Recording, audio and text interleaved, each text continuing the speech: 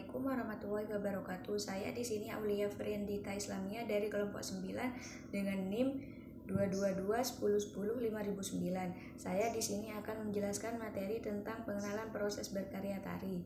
Karena mengenali proses berkarya tari tidak hanya berfokus pada hasil akhir berupa pertunjukan, melainkan juga pada perjalanan pencarian makna, nilai estetik, hingga penguatan identitas seniman.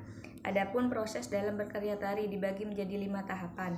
Pertama yaitu tahap eksplorasi, menemukan ide dan sumber inspirasi. Pada tahap ini mulai menggali ide-ide yang akan menjadi dasar penciptaan. Inspirasi dapat berasal dari berbagai sumber, seperti fenomena sosial, nilai budaya, pengalaman, mitologi, alam, hingga respon terhadap isu-isu kontemporer. Yang kedua yaitu tahap improvisasi, menciptakan gerak spontan dan autentik. Proses dilanjutkan dengan improvisasi, yakni percobaan gerak secara spontan berdasarkan gagasan yang telah dieksplorasi.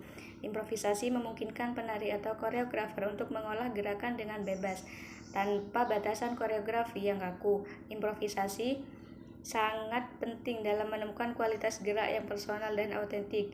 Ia juga menjadi sarana untuk merespon berbagai elemen tari, seperti ruang, waktu, musik, dan bahkan properti yang digunakan dalam pementasan. Tiga yaitu tahap komposisi, menyusun struktur karya.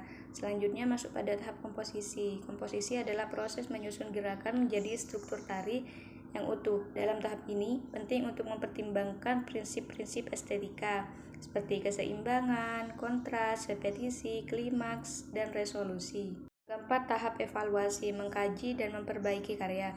Sebelum karya tari ditampilkan secara luas, penting untuk dilakukan evaluasi. Evaluasi dilakukan untuk meninjau ulang apakah struktur dan pesan dalam karya telah tersampaikan dengan baik.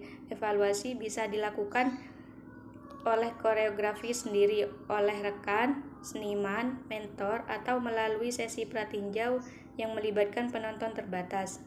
Proses evaluasi merupakan bagian penting dari penyempurnaan karya agar siap ditampilkan dalam bentuk yang paling optimal. Yang kelima, tahap penyajian, menampilkan karya kepada publik. Tahap terakhir adalah penyajian, yakni pementasan karya di hadapan penonton. Penyajian adalah momen penting dalam proses berkarya karena merupakan saat di mana dialog antara seniman dan audiens terjadi. Disinilah karya mendapat makna tambahan melalui interpretasi penonton.